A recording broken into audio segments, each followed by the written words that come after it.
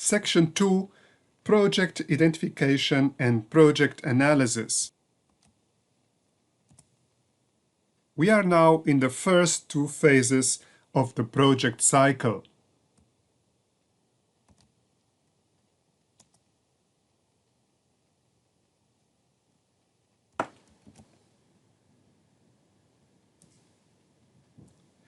Hopefully, you have by now found the right case study for your work, or at least you have good candidates for it, and the input lectures delivered until now have given you the chance to collect ideas on the subject and problem domains in which you would like to work on in the chosen case study.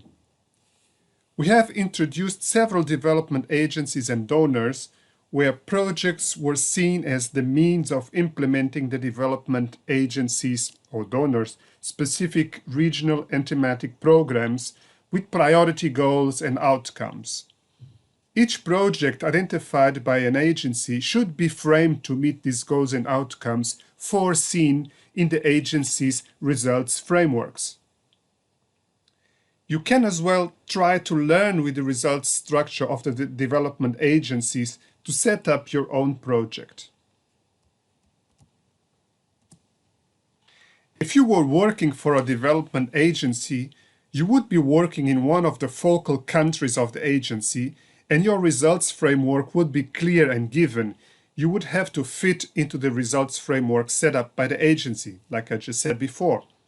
If you would be applying for a call from a donor, for example, as a university applying to the Belmont Forum or to some call of the Horizon 2020 program from the European Commission, you would there have more freedom to set up your own results framework. Nevertheless, once you have found your case study and have decided on the problem domain in which you are working, it's now time to move forward in the project cycle. We move then to the analysis phase of the project cycle. In this phase, you have to produce a situation analysis of the project region and problems that you have selected for making a case for your project, meaning why should somebody care? Why is action needed in that region? For structuring this analysis from now on, we will use the theory of change approach. A rigorous and comprehensive theory of change process is the key contributor to developing a quality theory of change product.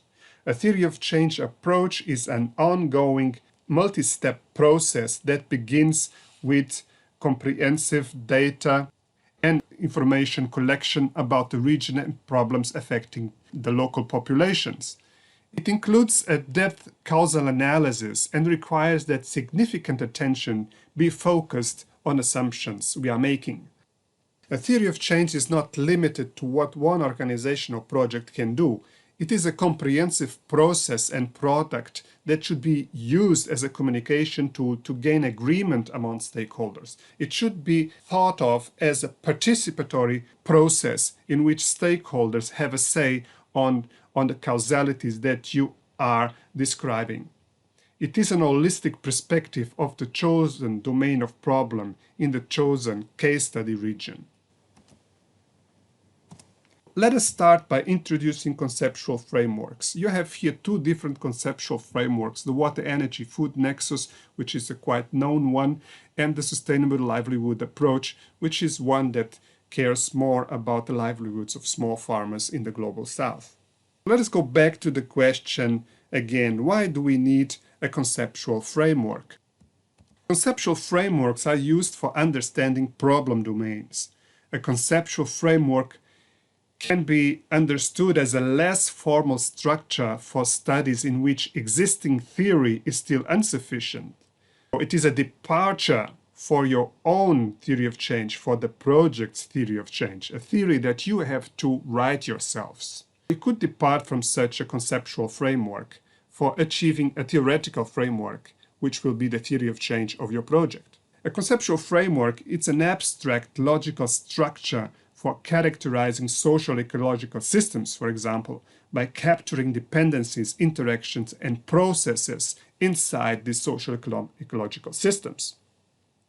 It helps the identification of key concepts and relationships between those concepts. It is a way of organizing ideas, a way of identifying key concepts and relationships between those concepts. It is as well a useful organizing device for data and information collection and analysis. It helps you to structure the data and information collection and also the holistic problem analysis necessary to inform the development of a strong theory of change. Conceptual frameworks help us as well to ensure we are collecting the right kind of information and data that will allow us to carry a rigorous causal analysis afterwards. They help us identifying what we know and what we don't know. Let us focus on the Sustainable Livelihood Conceptual Framework. The Sustainable Livelihoods Conceptual Framework is the backbone of a school of thought called the Sustainable Livelihoods Approach. The framework summarizes the main components of and influences on livelihoods. It does not provide an exhaustive list of issues to be considered. It is more like a roadmap to understand and analyze the livelihoods of the poor. In particular, the framework points out to important issues and sketches out the way these link to each other. It emphasizes the multiple interactions between the various factors which affect livelihoods. It is mostly used in the vulnerability context of analysis. It frames the external environment in which people exist. People's livelihoods and the wider availability of assets are fundamentally affected by critical trends as well as by shocks and seasonalities over which they have a limited or no control. Referring to the assets, the livelihoods approach is concerned first and foremost with people, so it seeks to gain an accurate and realistic understanding of people's strengths, meaning assets, endowments that they have already, and how they endeavor to convert these endowments, to convert these assets into positive livelihood outcomes. Another important cornerstone is to understand the role of transforming structures and processes. The roles and impacts of actions of multiple institutions and organizations that directly influence individuals and households' well-being outcomes.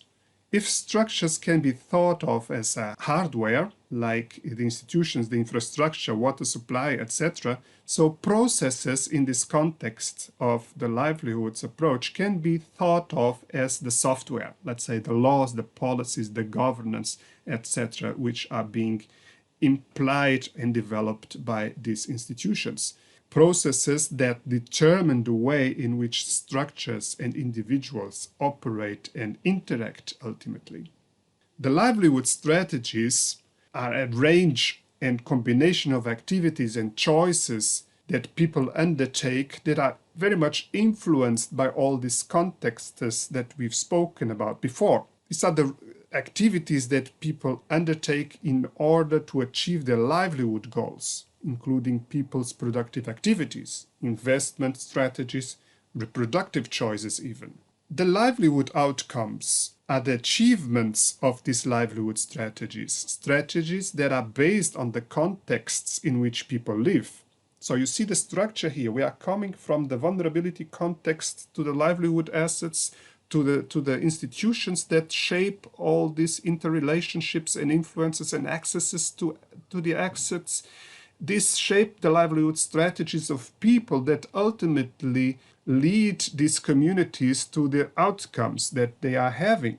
So these are the achievements of the livelihood strategies. Here we need to investigate, observe, and listen rather to jumping to quick conclusions on making hasty judgments about the exact nature of the outcomes that people pursue. In particular, we should not assume that people are entirely dedicated to maximizing their incomes.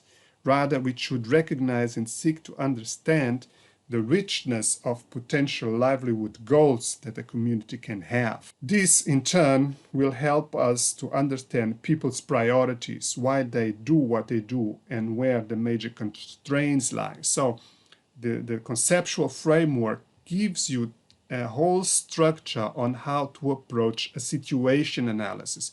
Which building blocks are there necessary for you to collect information and data, for you to understand how people interact with each other and how people interact with institutions, and from there on, how they produce their livelihood strategies and what are they achieving with these strategies.